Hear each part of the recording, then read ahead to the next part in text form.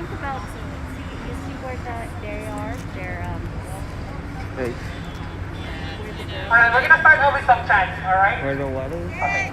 where that terrorist. Yes. Okay, stand there. Jump, jump, terror bill! Jump, jump, terror bill. Jump, jump, terror bill! Jump, jump, terror bill. Jump, jump, terror bill! Jump, jump, terror bill. No peace! Yeah, no peace. No peace! No justice!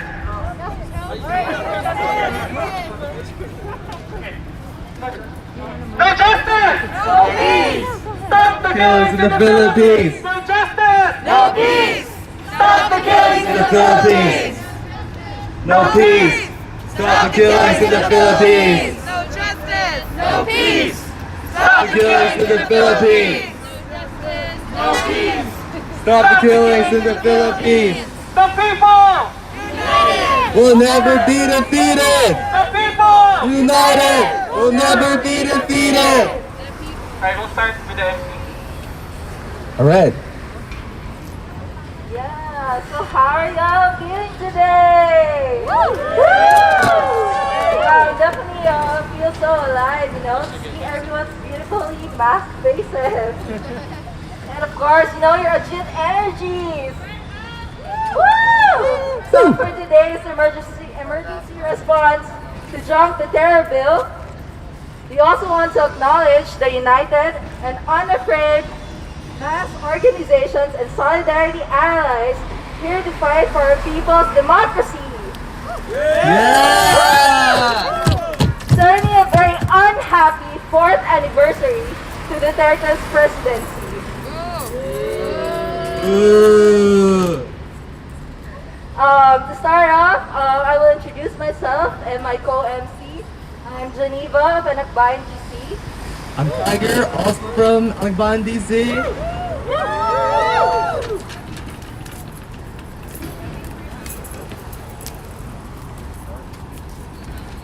So yeah, as we start, what are we here for today? We are here for the anti-terror bill that is being passed by the Filipino government.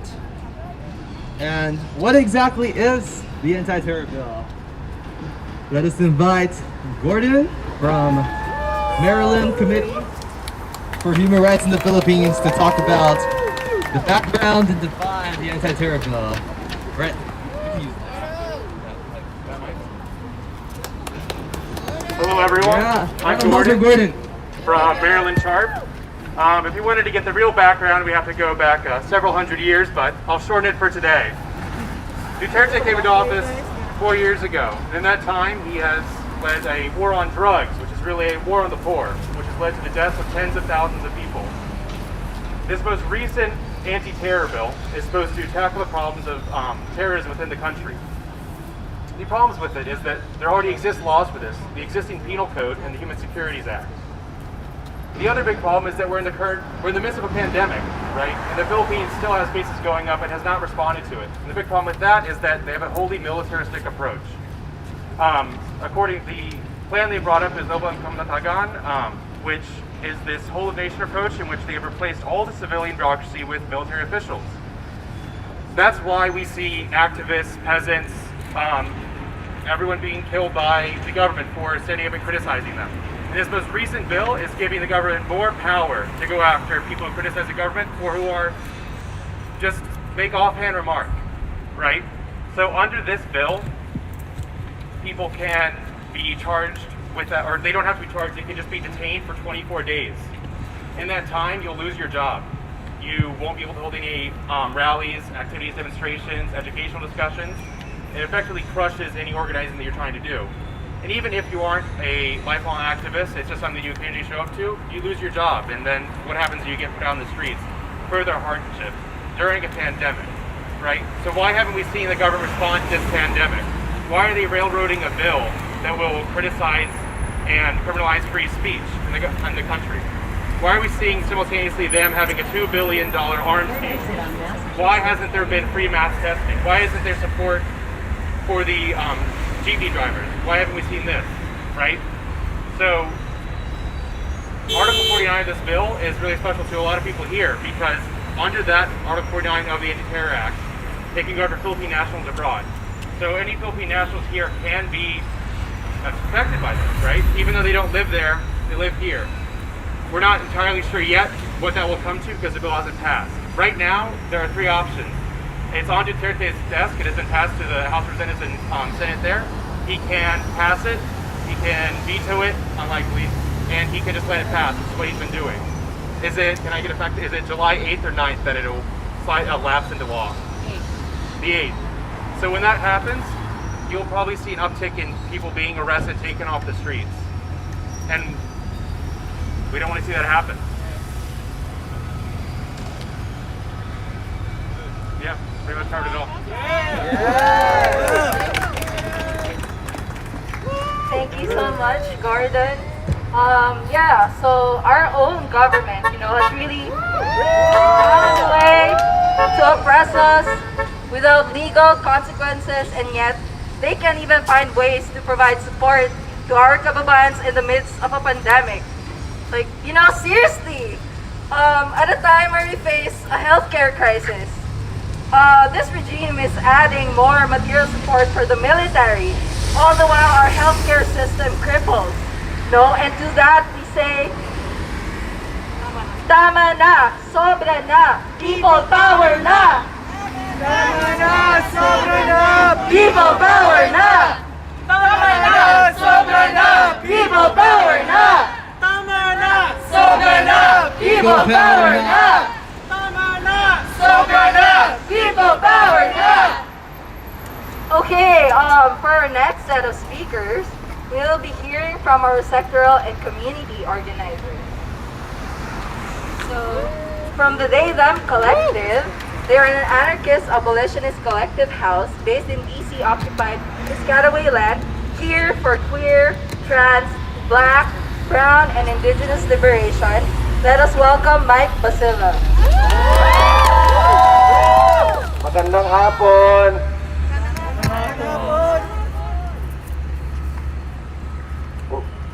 So, I'd had this conversation with Castro. One of the things that was very difficult for me coming here today is that when you are trans and when you are queer, when we're talking about trans queer experiences of our kasamas, we are not safe here in this land, and we're definitely not safe going home. What this bill does is that it legitimizes criminalization of trans people, queer people, and non-binary people at home. Sabi sa akin, bakit lagi na tayo bakit tayo nag-uusap ng bakla, bakla, bakla? Because at the end of the day, our country who is suffering from the neo-colonial experiences registered and aligned themselves on the gender binary principle that was introduced by both Spanish and Americans. Babayan, mga bakla, mga serena, has always existed in our culture. We were, as one of many Native nations, have always had gender flexibility in our community.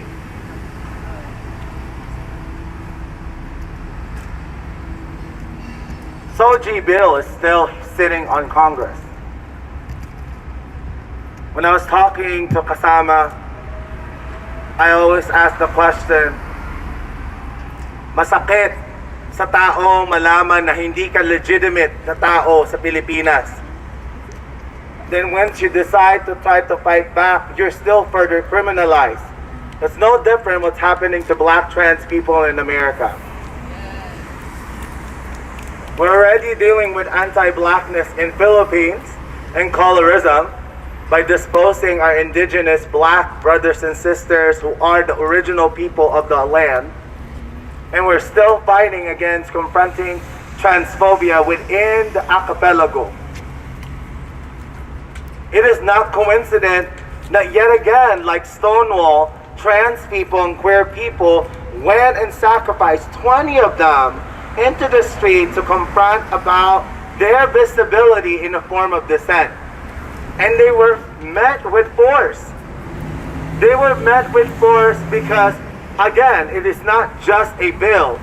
We need to do a cultural shift, how we see trans people in our communities. Yes, right. Right? We want it, Mike. I'm tired of Filipino organizations who hold on both anti-blackness and anti-trans sentiment.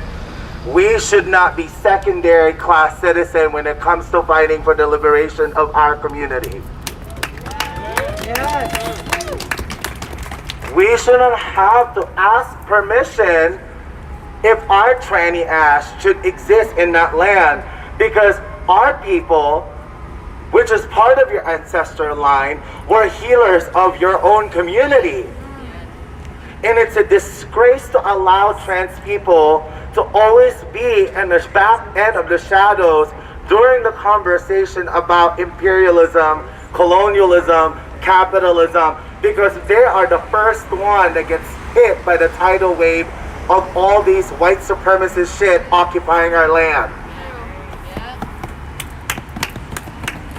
The question is that arise. We keep telling people, Filipino people, to lean back to their culture. How the fuck are we supposed to lean back to our culture when we can't even go home without getting targeted by our own communities and our own government telling that we don't matter? Yes. Right? It's not a choice to be a tranny. It's not a choice to be queer. We've been here. We've been here before that fucking country is called Philippines. Yes. We've been there before it was called Las Filipinas. We've been there before it was taken over by colonizers, before it was sold for 20 million to the United States. We've been there. Yes.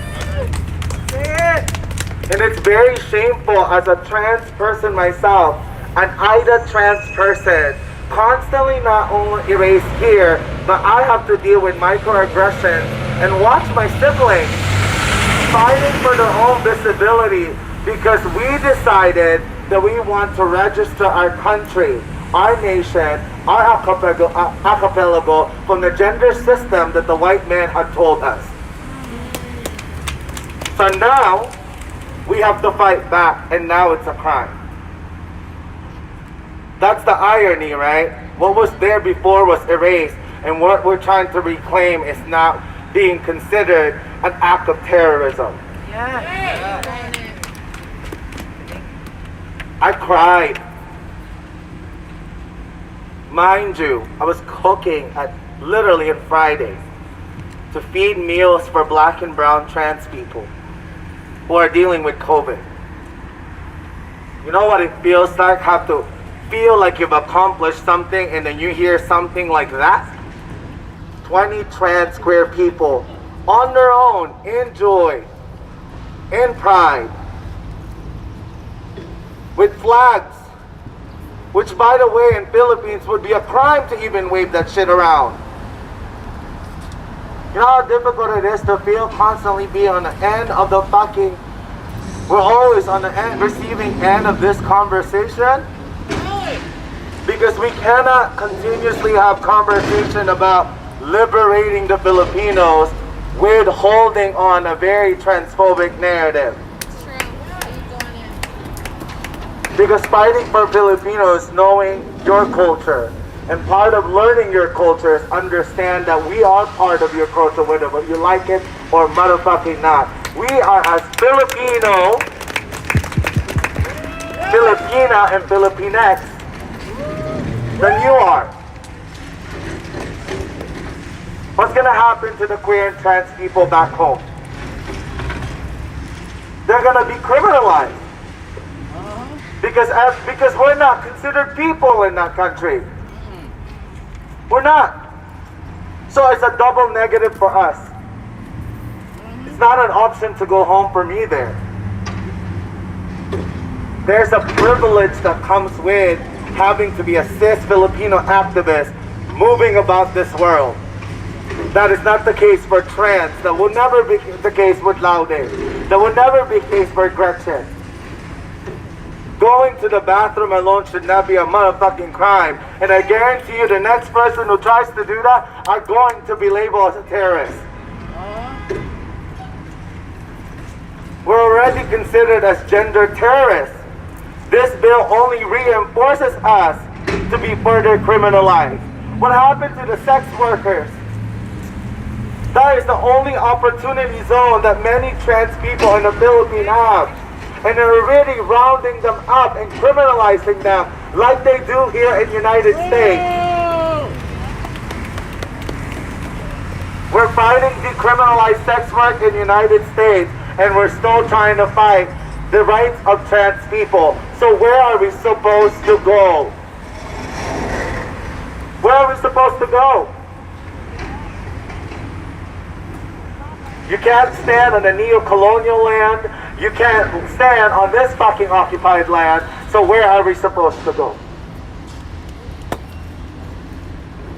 So I'm talking to you, the youth, the organizers, because I don't give a fuck about Duterte. Because even if Duterte was in office, not in office, the biggest struggle we need to confront is our own relationship to transphobia.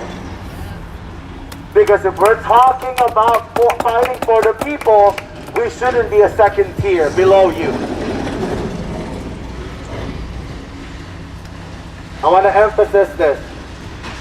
There will be a lot of queer and trans people are going to be arrested during those times. I've spoken to a lot of Filipinos who are queer and trans in Philippines, and they really are afraid. Because this is a double layer of oppression. The question is, what are we going to do to safeguard them? Because there's going to be another June where they're going to want to march, and they're going to want to dissent, and they're going to fight for that bill, and they're just going to end up in the jail. And that's not okay. So I guess this is my plea. This is the watershed moment. This is a watershed moment for all of us to pay attention. Who are we fighting for? Because all Filipinos in our communities do matter. Even the bakla, even the Serena, the Balbayan, the Pokpok, we matter. Because if you're fighting for us in this anti-terrorist bill existing, then we will fight for you. Woo! Yeah! Trans lives matter! Trans lives matter! Trans lives matter! Trans lives matter! Trans lives matter! Trans lives matter! Love you, Michael. Yeah, another round of applause for Sam and Mike. What really touched me in Sam and Mike's speech is when they said, if we want to learn our culture, it is important to learn that trans people have always been a part of the Filipino culture. Even before the Philippines was the Philippines, even before the Spanish came, before the Americans came. And today, when we talk about the Filipino culture, we are talking about the reactionary anti-people culture that is being promoted by the government. That was inherited, that was directly the legacy of Spanish colonialism. And it is the same government that has been enforced, that has been passing this terror bill to unleash fire and fury on the Filipino people. And the only way to truly liberate ourselves and is by dismantling the entire system that this corrupt, rotten old culture is built on, and the government, the defensive. Yeah. So next up, we will have Pat Pat from NAFCON. Before Pat Pat, let me just introduce NAFCON real quick. So NAFCON stands for National Alliance of Filipino Concerns. It is a national alliance of Filipino organizations, institutions, and individuals that responds to the concerns of Filipinos in the U.S. and in the Philippines by creating an action-oriented platform that brings people together, culture, heritage, education, health, wellness, and advocacy. All right, let us welcome Pat Pat. Thanks, Tiger. That was pretty much like the first paragraph of my speech. Introducing NAFCON. So again, NAFCON is the National Alliance for Filipino Concerns, DMV chapter.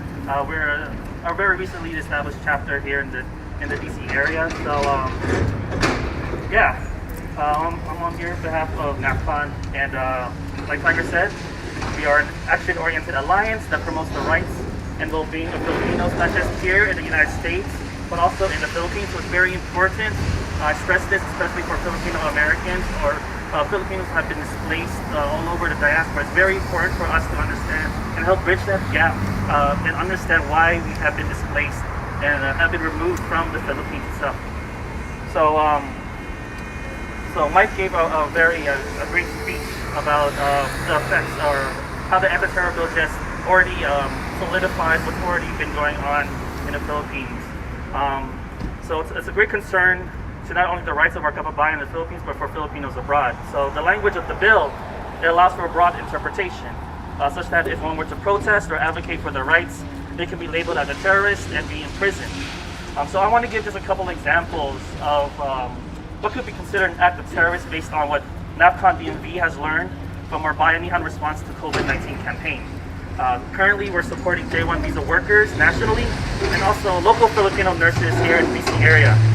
Very briefly, if you don't know what a J1 worker is, they're basically foreign hospitality workers who have been laid off, indefinitely furloughed, or had their work hours severely reduced due to the COVID-19 pandemic.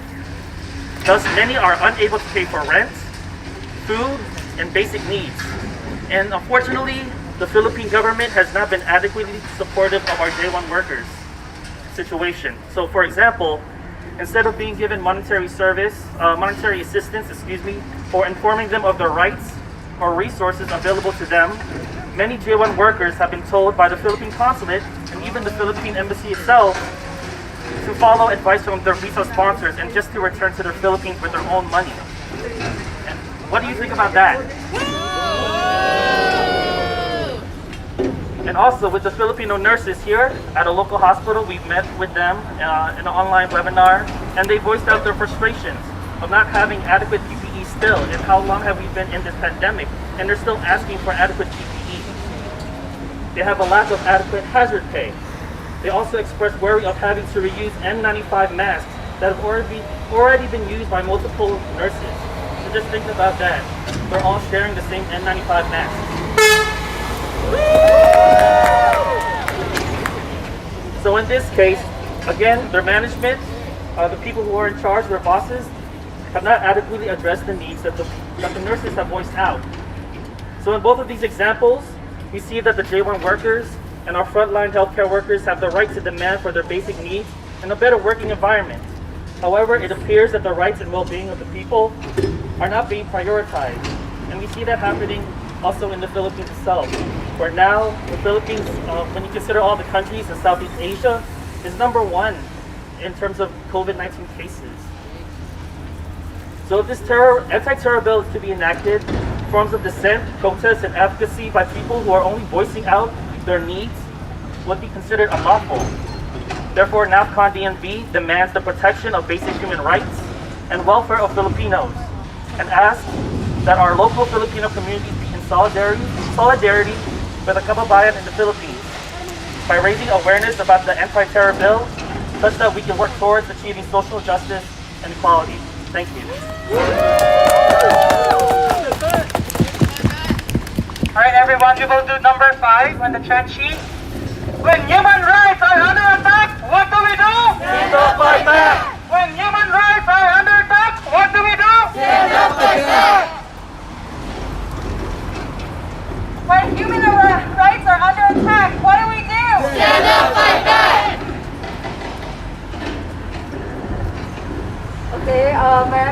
Salamat, Papa. Up next, we have the Philippine Cultural Society of George Washington University. And here, speaking today, on behalf of them is Mia.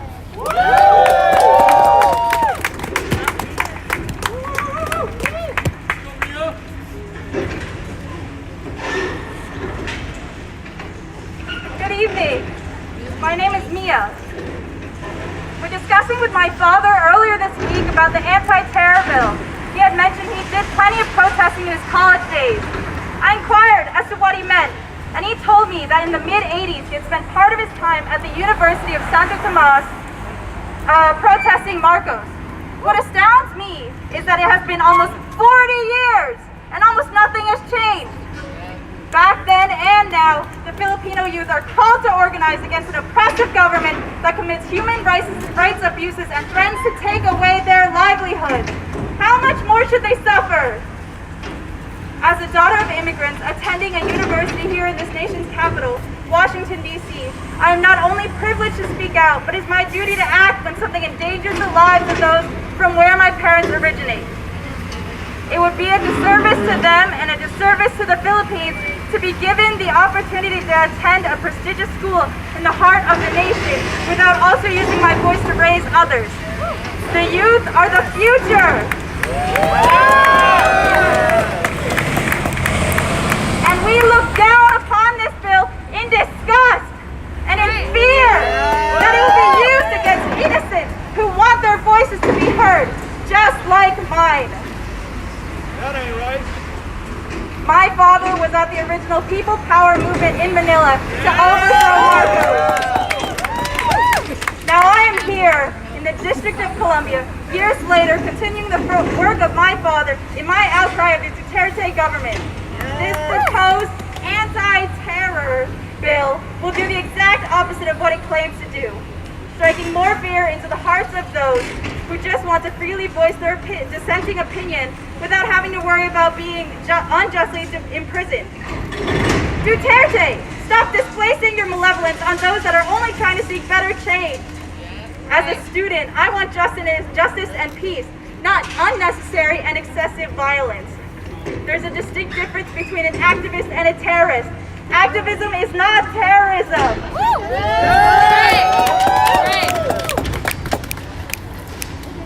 The youth who overthrew Marcos were not terrorists, rather they were advocates for change, and we are advocating for change today. If this bill is allowed to become a law, it would allow for more senseless and brutal violence in the military's hunt for whoever they deem a terrorist. That completely bypasses any constitutional right the citizens thought they previously had. No one is safe from this bill, and you can be arrested simply on the suspicion that you are a terrorist.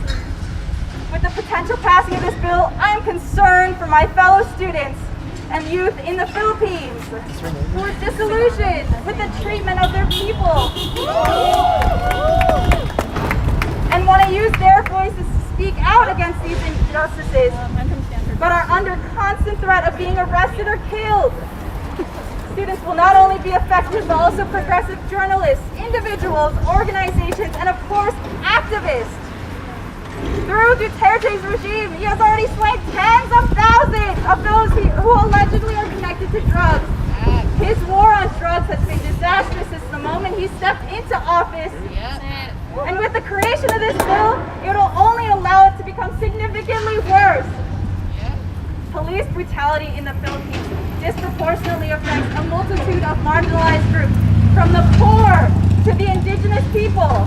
And Philippine police brutality is some of the worst in the world. We cannot allow this to continue.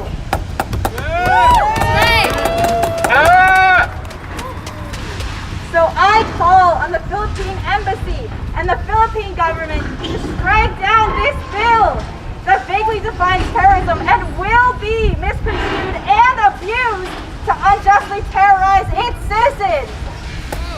Thank you. Jump, terror bill! Jump, terror bill! The people united! Will never be defeated. El pueblo unido! No será vencido. Wow. Well, I must say, Mia's speech, it was so good. I'm a little biased because I'm good at St. Gold. That's the youth power right here.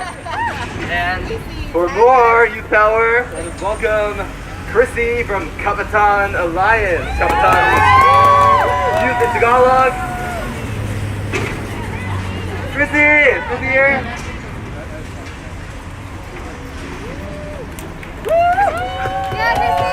Yeah! Alright, I'm gonna teach y'all a new chant. New chant?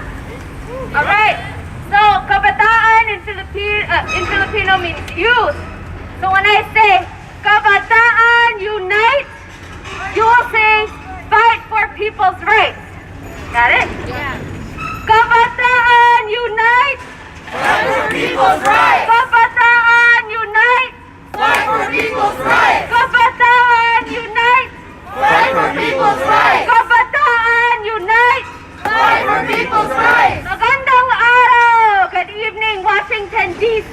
To all my fellow Filipinos up in here, to all our solidarity allies up in here. My name is Chrissy Fabro, and I am the external vice president of Kabataan Alliance. We are a national alliance of Filipino-American youth and student organizations across the United States that are committed to advancing the rights and welfare of Filipinos here in the United States and back home in the Philippines. We unite and empower Filipino-American youth to make positive changes in their world through community organizing and advocacy.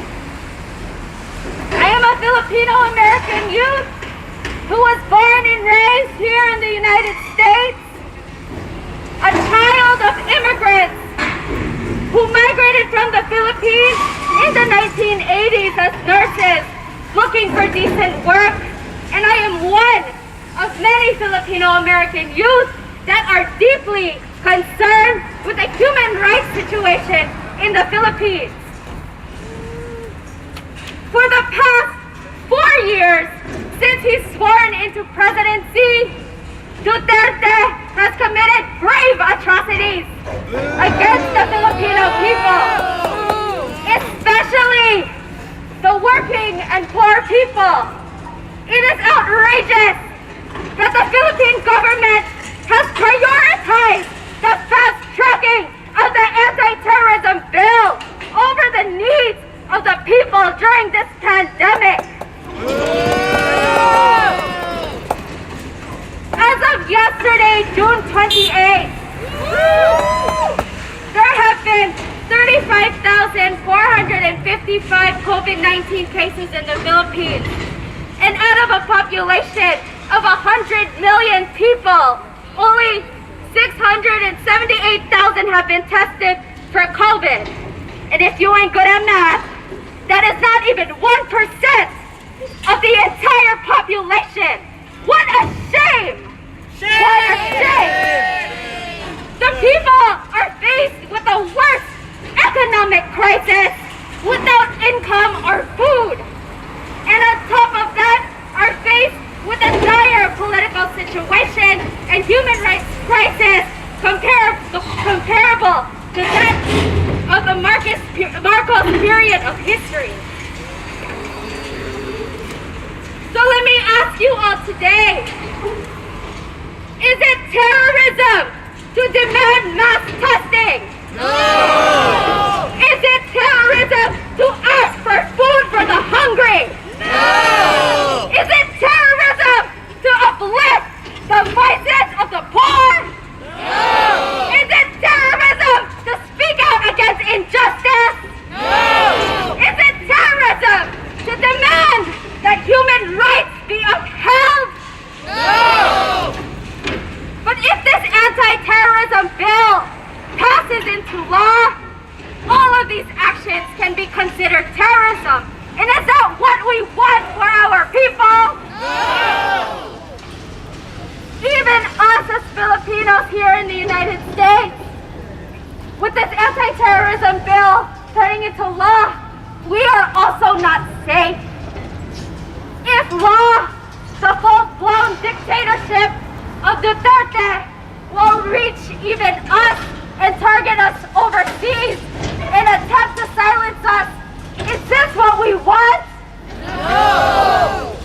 We must continue to express our opposition to the anti-terrorism bill, which will only legalize the state terrorism already being committed by the Philippine government against the people. As Filipino American youth, we refuse to allow our rights to be violated. We refuse our voices to be silenced, and we refuse that our freedoms be taken away from us. We must speak out against the atrocities and advocate for human rights and democracy. In these very, very scary times of a looming dictatorship in the Philippines, we must stand together and fight terror with courage. We must rage for the love of our people and for the love of our home country. We must defend democracy and fight for freedom. Jump, jump, terror bill! Jump, jump, terror bill! Jump, jump, terror bill! Jump, jump, terror bill! Kabataan, unite! For people's rights! Kabataan, unite! Fight for people's rights! Maraming salamat po. Salamat, Christy. Unfortunately, Joe from Gabriela DC couldn't make it today, but you know, it's important to know that the Children's Daycare Salingahi, Bahaghari, and Gabriela Women's Party, they were recently arrested during the Pride March in the Philippines last Friday for simply marching and expressing their dissent towards the government. And now, you know, we are calling on the Philippine government to free the Pride 20! Free Pride 20! Free Pride 20! Free Pride 20! Alright, so up next, we have Sagada, a Filipino youth from Stanford. Give it a round of applause.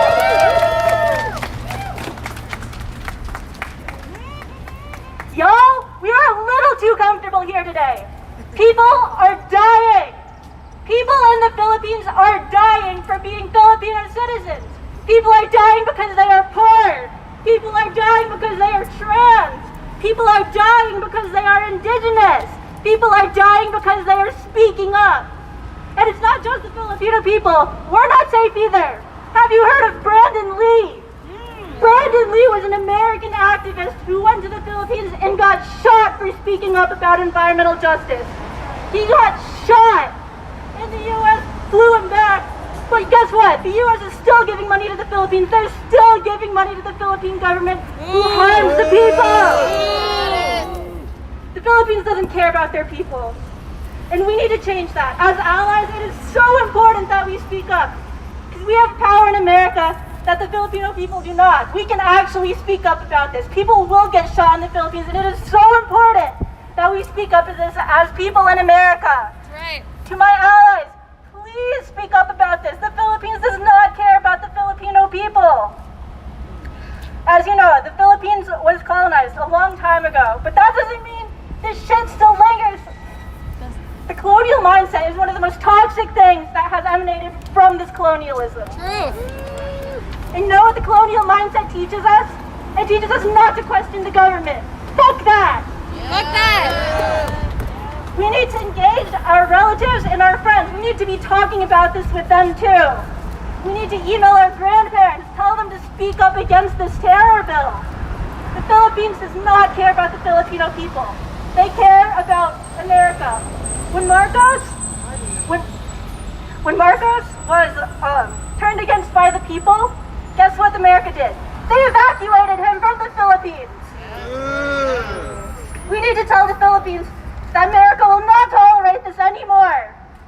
You see these people driving by and just slowing down to look at it? They're just going to keep driving. They're not going to do anything about it. We need to get more people involved. We need to tell the Philippine government that America does not stand for this. Right, right.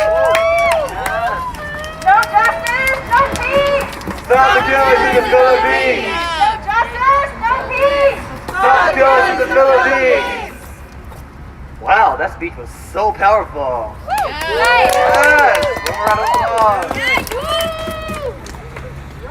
Up next, we have more youth.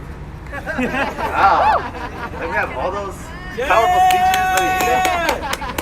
A Chinese poet once said, youth is, I think, like the sun in the 8 or 9 in the morning. Right? Yeah? We can hear that in those speeches. Well, up next, we have Bernard from Amagbayan, DC.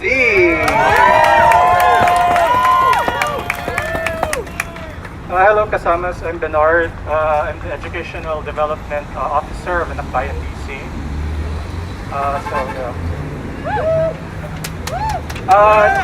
Today marks 1,048 days since the death of Kian de los Santos under the hands of the police. He was 17 years old at the time of his death. Today marks 1,036 days since the body of Carl Arnaiz was found dead. He was 19 years old, a victim of police violence. 9 days later, the body of his friend and companion, Reynaldo de Guzman, was found dead. He was 14 years old. Who are the real terrorists here? A few weeks ago, on June 5th, 8 activists from Cebu, many of them from the youth sector, were arrested and illegally detained for 3 days because they dare show opposition against the anti-terrorism bill. Who are the real terrorists here? In the time of this pandemic, Anakbayan and the youth of the Philippines have held the Duterte government accountable and asked them in so many different ways to take care of the Filipino people. But we were only met with either a deafening silence or brutal violence. When the Filipino youth asked for mass testing, Duterte gave us mass arrests. When the Filipino youth asked for medical solutions, Duterte gave us militarization. When the Filipino youth asked for social aid, Duterte gave us violence. When during the month commemorating Philippine independence, the Filipino youth asked for freedom, Duterte gave us tyranny in the form of state-sanctioned terror. So now I ask again, who are the real terrorists here? They are. We all are here because today marks the 4th year of the Duterte regime. 1,460 days since he came into power. 1,460 days since the start of the regime that has claimed thousands of lives in Duterte's ongoing war against the poor and the most marginalized members of Philippine society. In 8 days, the anti-terrorism bill will lapse into law. And then the state will have another instrument of violence that will help them terrorize the Filipino people. Meanwhile, here in the United States, as this country is facing a reckoning on its long history of state tyranny and police brutality against its African American citizens, the leaders of this nation have decided to send billions of dollars of aid to state forces back in the Philippines.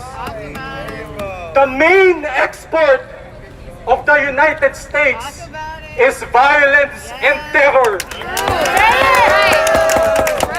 Anakbayan stands in solidarity with our African American comrades in their fight against a reactionary U.S. police and a reactionary U.S. government that is committed to subjugating the masses with violence and death. But in the face of this overwhelming tyranny, Anak Bayan will continue the Filipino youth's long tradition and history of resistance. The Filipino youth will always be at the front of the struggle. Our minds and hearts linked with the struggle of the peasants, the struggle of the workers, the struggle of the masses. In this time of real terror, the Filipino youth stands with the Filipino people against Duterte and his oppressive regime. In this time of real terror, the Filipino youth stands in solidarity with all oppressed people of all nations.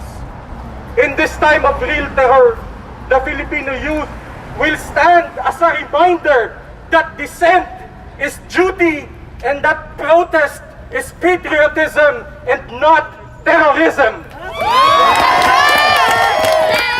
Lumalakas, lumalawak, lumalawan, anak bayan! Makibaka, wag matakot! Makibaka, wag matakot! Thank you very much. That was so powerful. And now, for the Filipino migrant worker sector, we have Jeremiah David, a member of the Executive Committee of Migrante USA. Please give him a warm applause. Hello everyone. How can I follow that speech from Bernard? But I think it's well established, right, that this government is the real terrorist of the Filipino people. But I want to look back. Let's look back 4 years ago when Duterte was running for presidency, right? What are the promises that he made for the Filipino migrant workers and the Filipino workers in the Philippines? Duterte promised that overseas Filipino workers amounting to 10% of the Philippine population can go home during his time of presidency. He promised that he will create jobs for the Filipino migrant workers so they can go back to their families in the Philippines. He promised that he will end job contractualization so that Filipino workers can have decent jobs for their children and their relatives in the Philippines. He promised that he will fight the oligarchy, the big capitalists, the landlords, so that no parents will leave their children back home, right? But did his promises come to fruition? Did they? Right? He did not stay true to his words, right? So during his time of presidency, more and more Filipino workers are leaving the country, amounting to 6,000 Filipino every day. Can you imagine that? Thousands of Filipino workers going to different countries, experiencing discrimination, xenophobia, human trafficking, and other forms of violence. During this time, right, now 4 years in 2020, right, we're all experiencing this global pandemic of COVID-19. This could be the time where Duterte could really give back, right, and state his words.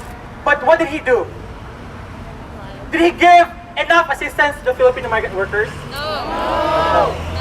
Here in the United States, 1 million Filipinos are undocumented. And during this time, they're the ones who lost their jobs, right? Could not go to their jobs, lost their salaries, and could not send money back home to the Philippines. What did this institution do? Everyone could look back in that building. Did this institution do anything, the Philippine Embassy? No! Did they reach out to the undocumented workers? No! Did they reach out to the J1 workers, our young Filipino workers who are trafficked in this country? Did they? No! Did they give assistance to the Filipino seafarers who are working around the globe? No!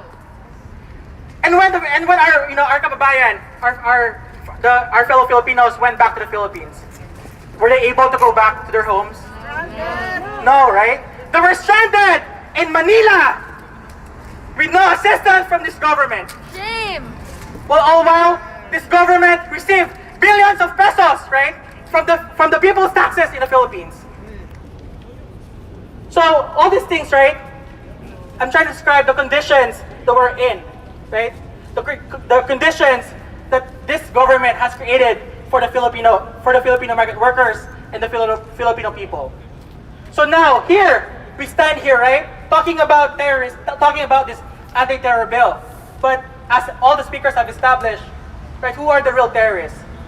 So is it just that we fight? Yes. Is it just that we come together? Yes.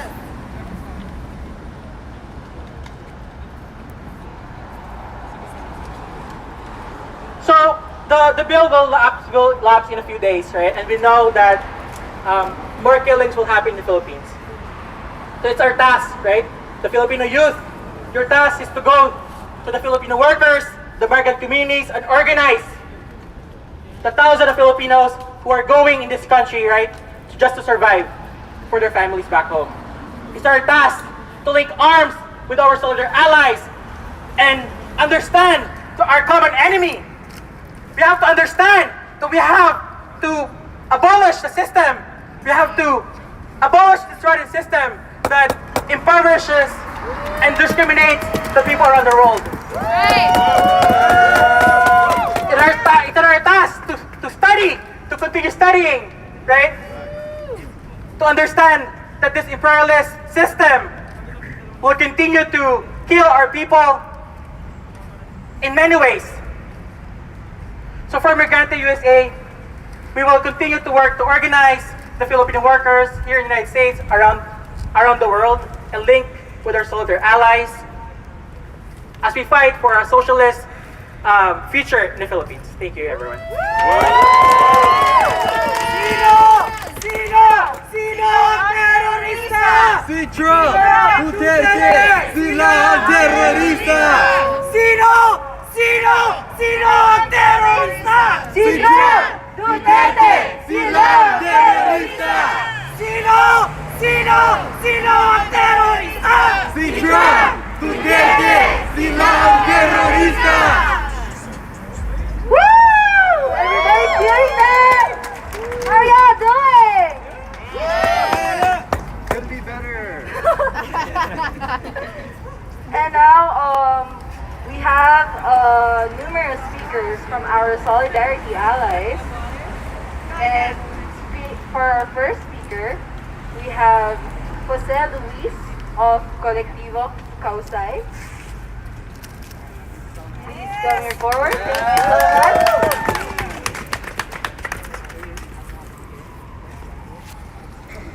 Hello, everyone. Just powerful speeches, everybody here.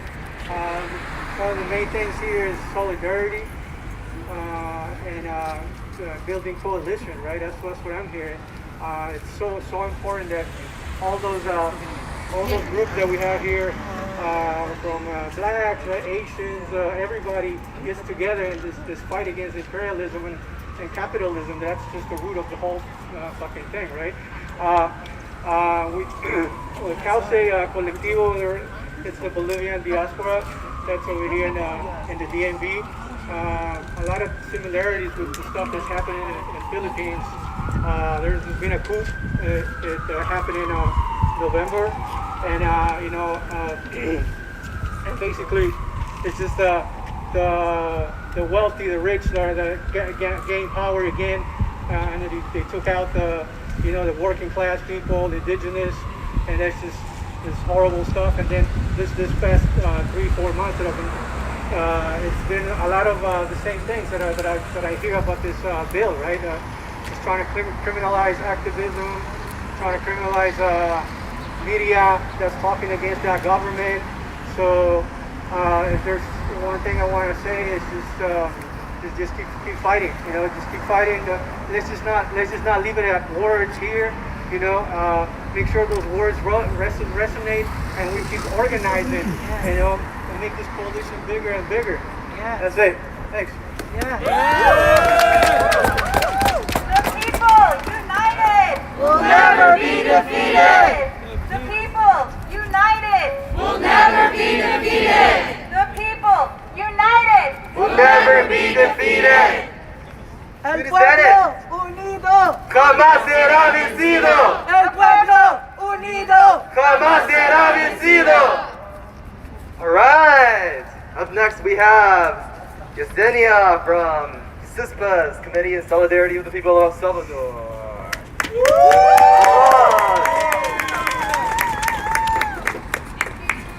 Hi everybody, my name is Yesenia. It is wonderful to be out here with everybody standing against fascism.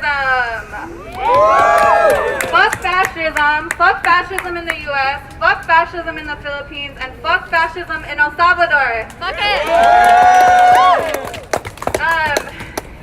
Yeah, for me it's an honor always and a privilege to learn from the Kasamas standing in solidarity with their families in the Philippines, because you know there's just so many ways. I can't even count the ways in which the legacies of colonialism and imperialism continue to play out in the Philippines in the same ways as they do in the Philippines and El Salvador as well. So it is such a shame. It's so disgraceful, and it is so fucked up that Duterte would be focusing on criminalizing the community in the Philippines instead of focusing on a pandemic. It is also not surprising. It is so similar to what's happening in El Salvador. We also have our own experience with anti-terrorism bills in El Salvador. In 2007, an anti-terrorism bill was passed, and the first people to be arrested were water defenders. Surprise. And these anti-terrorism bills are impositions from the United States government, and they're based in Islamophobia. That's right. So, you know, we gotta know that, and we gotta stand in solidarity with each other, because this shit is like, they're using these, you know, imperialist, colonialist policies against us all the same, to prop up profit-driven interests, you know? And yeah, of course, I would be remiss also to say fuck the police in the United States as well, because we know that anti-blackness is what upholds the exportation of the prison industrial complex to El Salvador and to the Philippines. Yes. And, you know, Trump, Nayib Bukele, and Duterte are so similar, it's ridiculous. Not caring at all about the most oppressed and exploited people, and not caring at all about the fact that trans women are being killed, acting like it's not happening. In El Salvador, the Salvadoran government says that women are 60% safer, and does not talk at all about the trans women that have been killed either. So there's just so many. So I could go on and on and on about all the different similarities. So just out here to stand in solidarity, and again say fuck fascism, fuck these anti-terrorism bills, fuck the police. Fuck the police, fuck the military, fuck the ICE. The people united Will never be defeated. El pueblo unido. Jamás será vencido. The people united Will never be defeated. El pueblo unido. Jamás será vencido. The people united Will never be defeated. El pueblo unido. Jamás será vencido. Thank you so much, Yesenia. Before I announce the next speaker, I would just like to remind everyone that there are more speakers and that we will be having a skit at the end. So please stay tuned in. Yeah, so from the Pan-African Community Action, which is a grassroots group of African and Black people organizing for community-based power in the DMV, please welcome Garrett of PACA.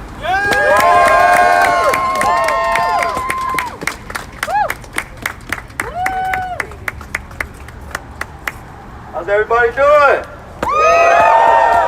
Power to the people! to the people! Power to the people! All power to the people! All power to the people! All right, that's what we're coming to talk about today. My name's Garrett. I'm with Pan-African Community Action. Pan-African Community Action, as you heard, is a grassroots group of Africans. We consider ourselves African, right? No matter how long we've been here, we're still an African people. And that really Africanness and that material relationship is the crux of our oppression, right? And so, how many people in here believe in self-determination? Self-determination for oppressed people.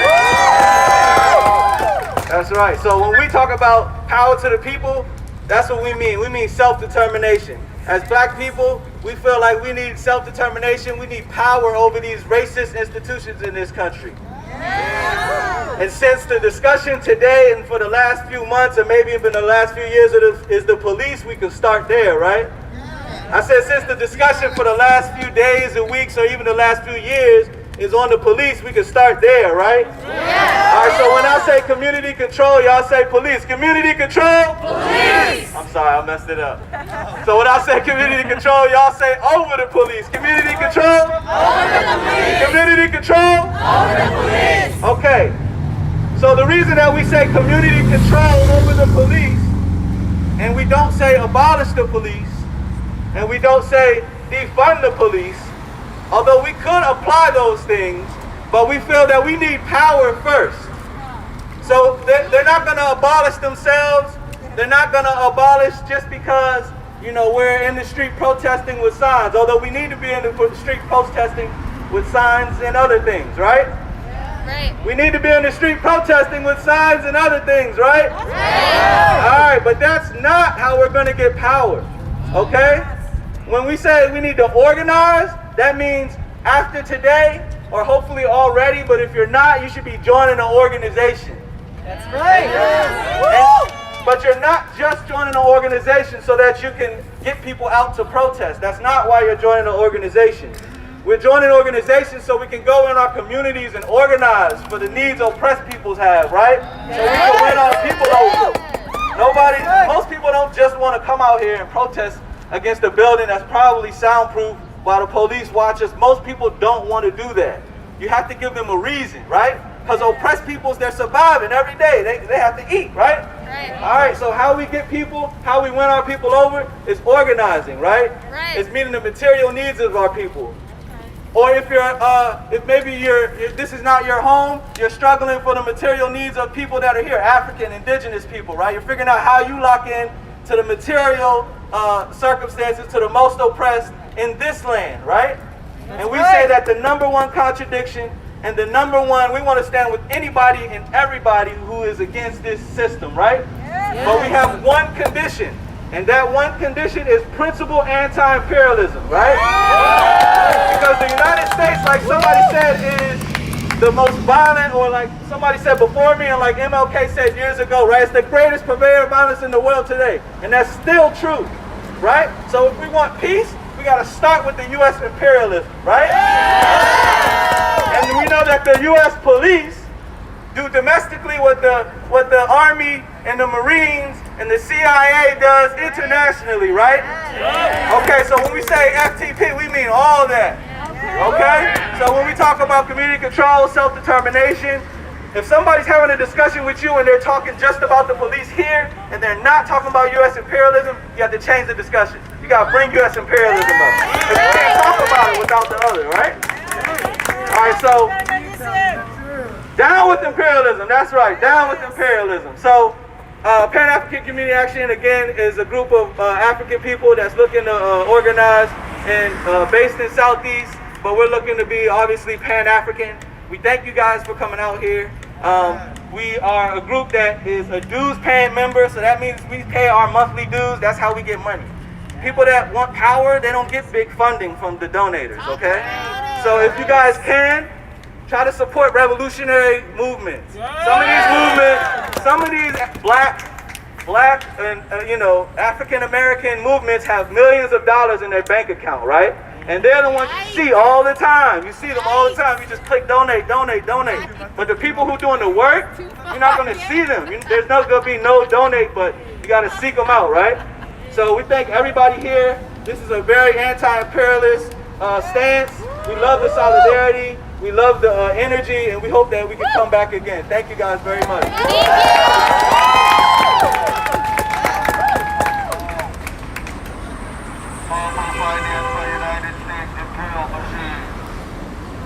Number one terrorist. U.S. imperialists! Number one terrorist. U.S. imperialists! Number one terrorist. U.S. imperialists!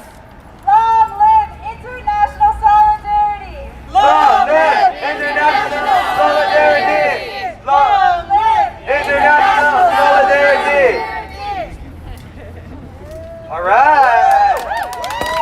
That was powerful and combative. Yeah. Echoing what Garrett said, we gotta get organized. The police isn't gonna abolish itself, right?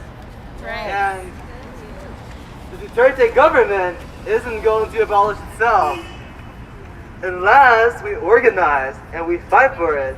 Unless we organize and fight to oust Duterte. The National Democratic Movement. That's right. And to bring down the same enemy here in the U.S. and back over the Philippines. U.S. imperialism. That's right. All right. Next up, we have Geneva. Yes. So now how do we defend and uphold human rights? For our call to action, and here to talk about the Philippine Human Rights Act, we have Kat from Malaya, Baltimore.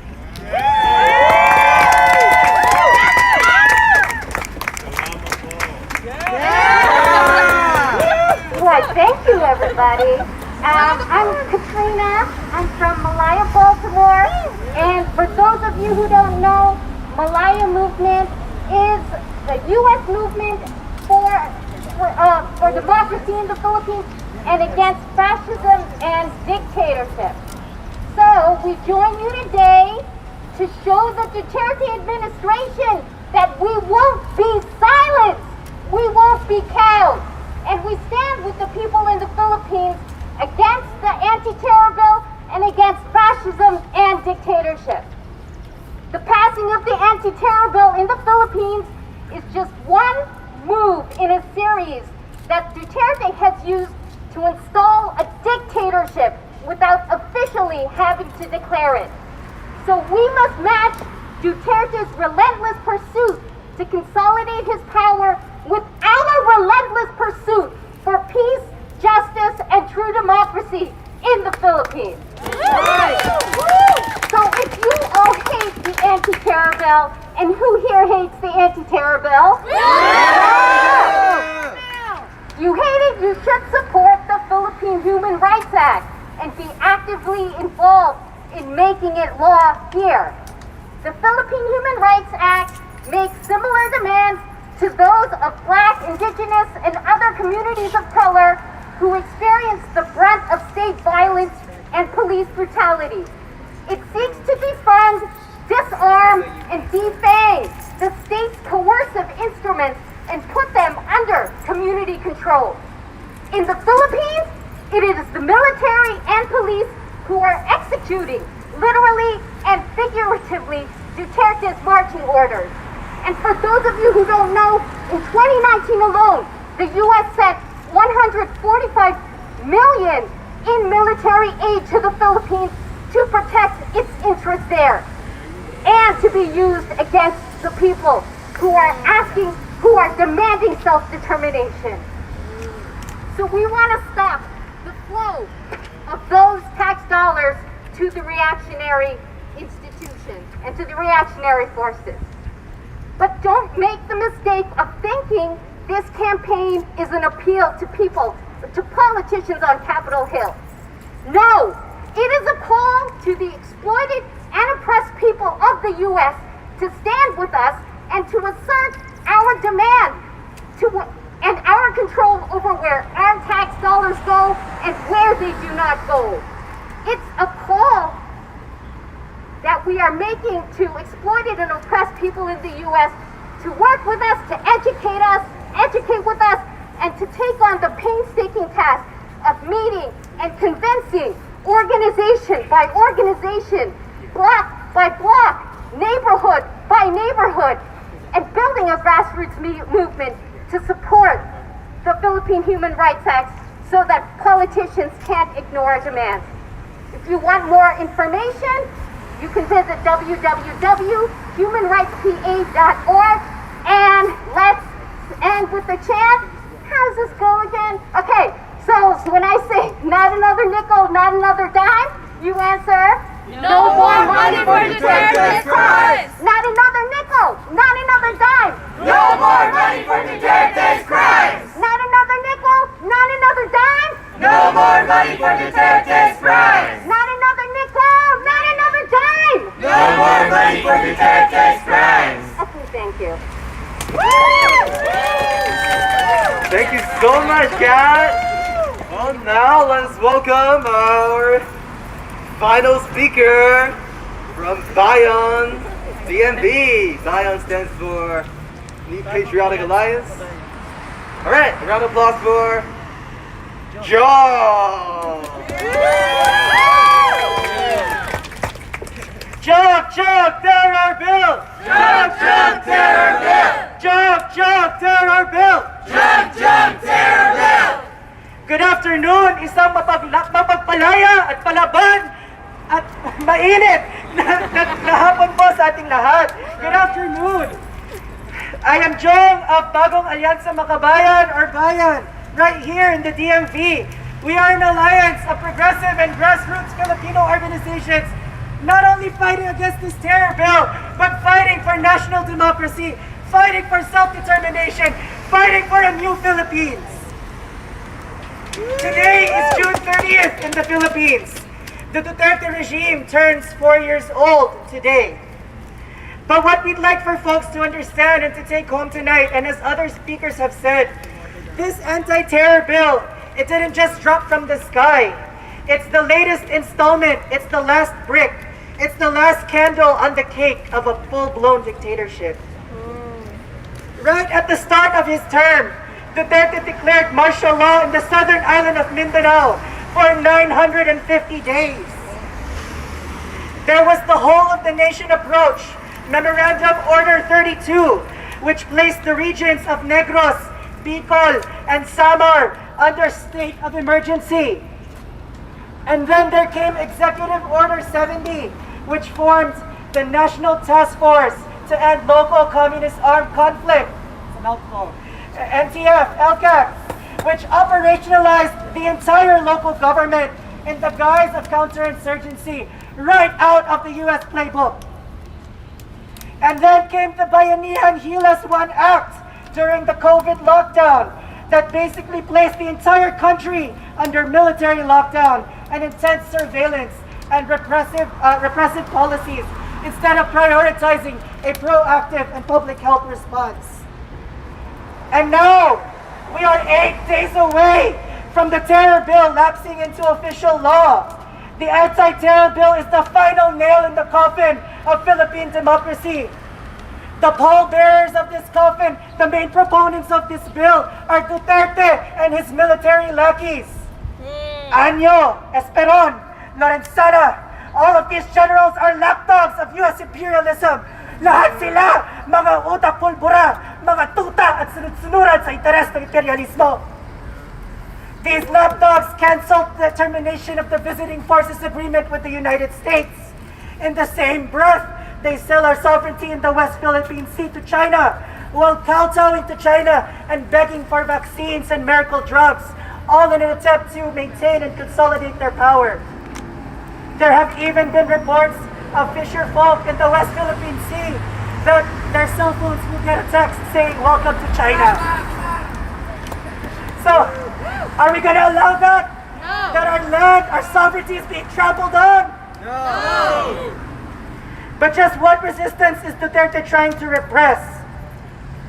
So there was a whopping 222 billion pesos taken out in foreign loans, and another 200 billion pesos taken out of emergency funds from the government budget for COVID, apparently. But what is the situation today? The Philippines has the highest rate of rising cases of COVID in the Western Pacific, according to the WHO. It has the highest percentage of health workforce dying from COVID in the whole world. I have friends on the front lines, my fellow nurses in the Philippines, that I don't know if I'm going to get to talk to them again because they're facing COVID day in and day out. Doctors are being pulled from far-flung communities that they chose to serve. 13 million people are laid off from work. 2 million families remain without social aid. And there's almost 150,000 overseas Filipino workers that are stranded, with millions more that have repatriated in deplorable quarantine situations. They're paying out of their own pocket. And for OFWs here in the US, struggling to stay afloat. Meanwhile, just 1 month into the lockdown, 31 provinces, 104 towns, 219 villages have been aerial bombed, surveilled, and harassed by the Philippine military for simply organizing their power and fighting back. Yet to criticize this response is to be silenced. To broadcast the truth is to be shut down, just like the ABS-CBN network. To demand for accountability like the Cebu 7. To fill the gap of government neglect like Jory Porquia and urban poor organizer Carlito Badio. Both of them were murdered in cold blood in the past month alone. This is a crime, apparently, punishable by imprisonment and death. For the Philippines today, to protest injustice and to fight to change this neo-colonial setup is terrorism. According to Bayan Metro Manila, Carol Arroyo, the civil liberties won by the people and enshrined by people power in the 1987 Constitution from the long and arduous Marcos anti-dictatorship struggle are at risk to be lost as soon as this bill passes into law. And even the bill's very supporters admit that martial law is no longer needed once the terror bill passes because of the ruthlessness of this law. And this is including the so-called anti-terror cabinet that's formed by the same war hawk, the same bloodthirsty generals. All of them, every single one of them are going to be appointees of the dictator.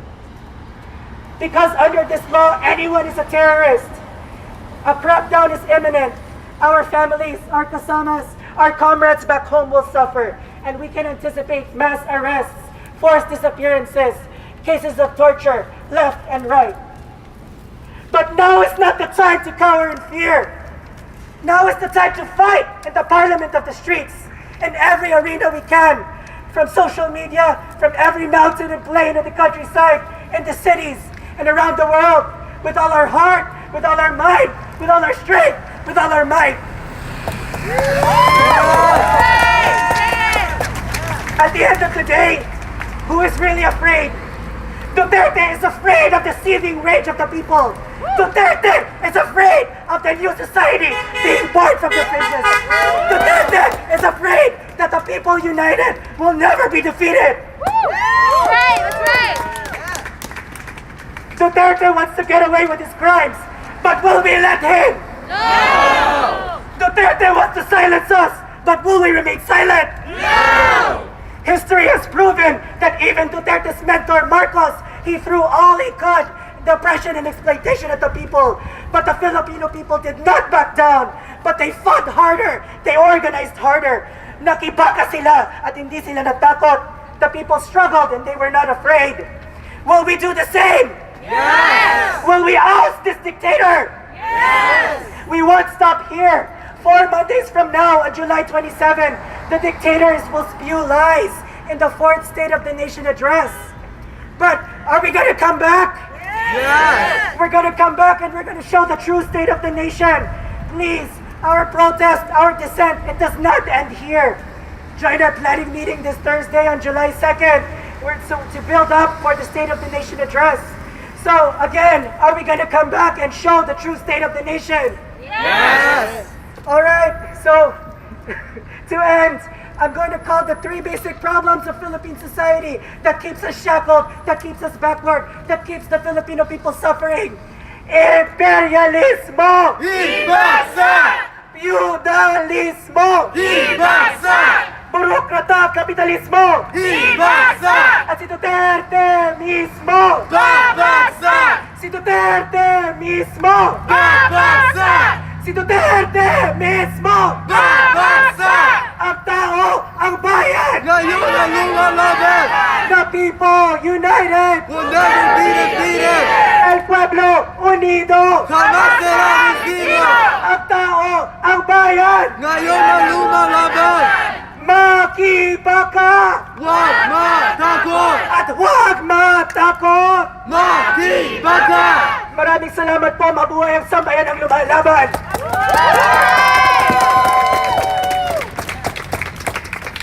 Maraming salamat, Jom, from Bayan DMV.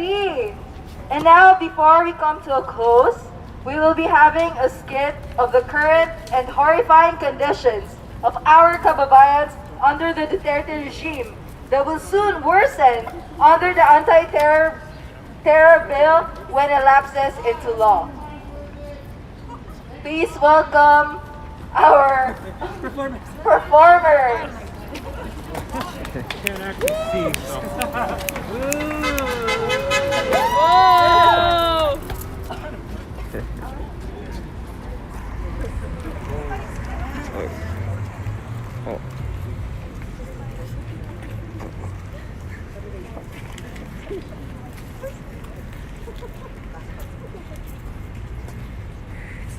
We at Anak Bayan Cebu vehemently condemn the arrest of 7 individuals who were protesting the anti-terrorism bill near the University of Philippines, Cebu.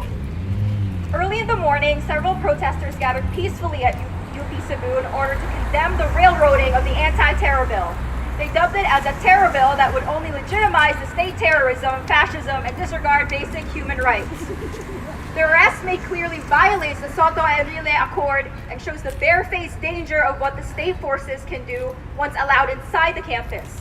The attacks on student and youth advocates and activists is an attack on Filipino people as a whole, since these are the very individuals who protect our political, civil, and human rights. Anak Bayan Cebu continues the clamor for the release of the Cebu 7 who are now being detained at CPPO Camp Sortero headquarters office. The police have not yet released an official statement why the protesters were arrested.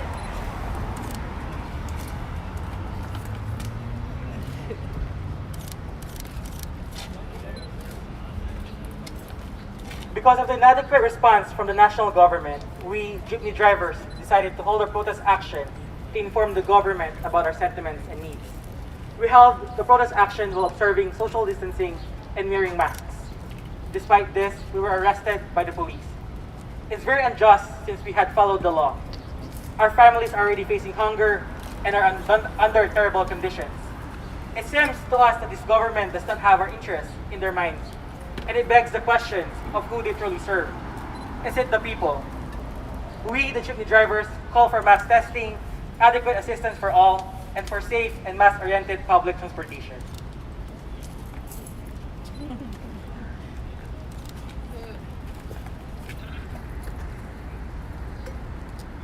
Our situation has been very difficult since the start of the lockdown.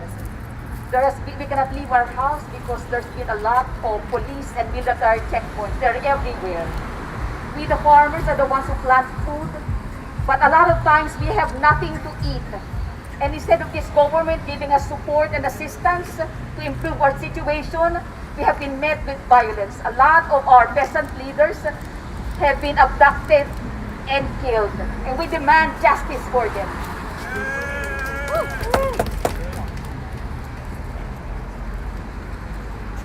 I am a health worker. The World Health Organization just declared the Philippines as having the sharpest rise in COVID-19 cases in the Western Pacific. 13% of COVID deaths in the Philippines are health workers, the highest rate in the entire world.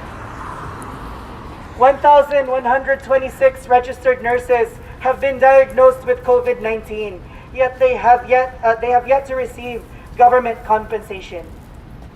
Doctors to far-flung villages with barely any access to health care are being pulled from their posts and sent to COVID-infested cities.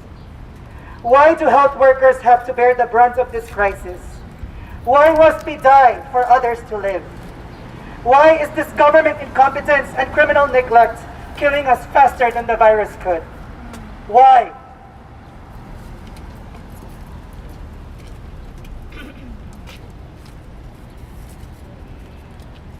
Walang-wala na po kaming pera at ang gastos. Kaming lahat wala na po dito. Yung iba po naming kasamahan, nagawa ng mag-donate ng dugo para lang may pambiling pagkain. An OFW said. Almost all of the OFWs are also awaiting unpaid wages by their employers. Ang gusto lang po namin sana ay makauwi na lang po kaming lahat. Sana matulungan po kami ng polo ng OWA kasi yung iba po sa amin talaga ay na-stress na rin. Lahat po kami nahihirapan na, he said. Ang GMA.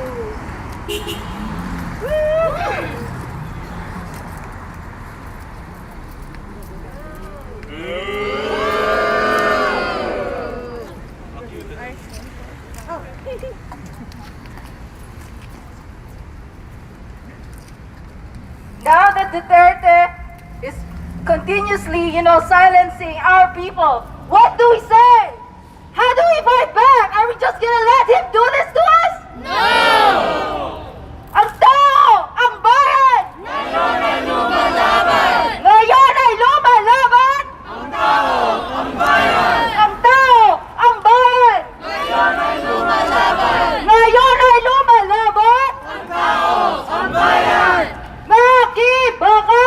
Huwag matakot! Makibaka! Huwag matakot!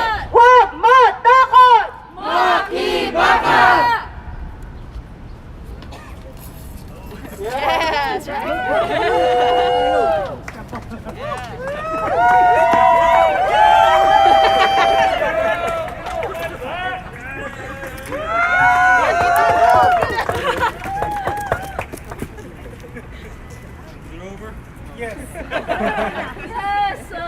sorry. Yeah, thank you so much, for coming out here today and showing solidarity. And, the action doesn't stop here.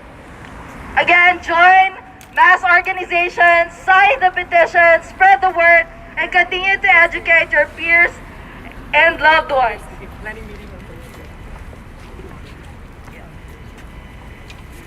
All right, so there will be a planning meeting for the State of People's State of Nation address on Thursday. So tune in, join the planning meeting so we can plan for something. So yeah, that's pretty self-explanatory. And so now it says close event with chant or songs, but unfortunately I don't know any songs. So I'm gonna just chant something that we already chanted. So it goes like this. Imperialismo y bagsak. It means down with imperialism. Feudalismo y bagsak. It means down with feudalism. And burocrata capitalismo y bagsak. It means down with bureaucrat capitalism. And then finally we say Duterte mismo ba bagsak. It means Duterte, he will also go down. So those are the three basic problems in the Filipino society. And Duterte, of course, Duterte is Duterte. So, you want to try after me? When I say imperialismo, y'all say ibagsak. Alright, you ready? Yes, no? Ready, so? Alright. Imperialismo! Ibagsak! Feudalismo! Ibagsak! Burocrata capitalismo! Ibagsak! Si Duterte mismo! Babagsak! Si Duterte mismo! Babagsak! Alright, maraming salamat. Thank you. Yes, before we all leave, we would just want to take a group photo. With social distancing. So you all can hold your signs. Yes, please hold your signs. Some of the flags.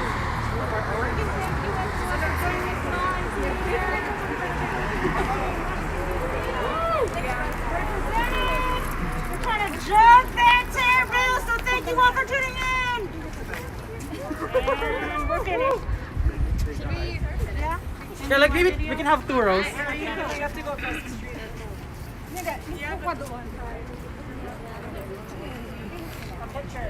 Yeah, maybe for the placard, we can hold up as much as hold up your placard. Just make sure you're not blocking someone's face or skateboard.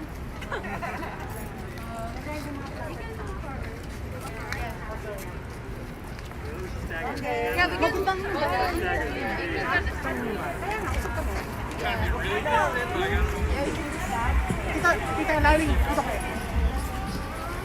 Sige, Tita Berna, balik na tayo. Balik na tayo.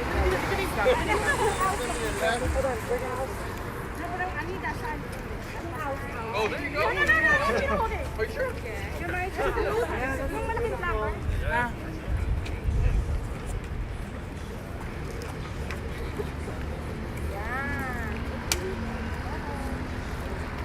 Okay, taas ka mo. Raise your fist. Ang tao, ang bayan! Ngayon ay lumalaban! Ngayon ay lumalaban! Ang tao, ang bayan! Magbibaka! Huwag matakot! Huwag matakot! Makibaka! Jump, jump, terror bill! Jump, jump, terror bill! Jump, jump, terror bill! Jump, jump,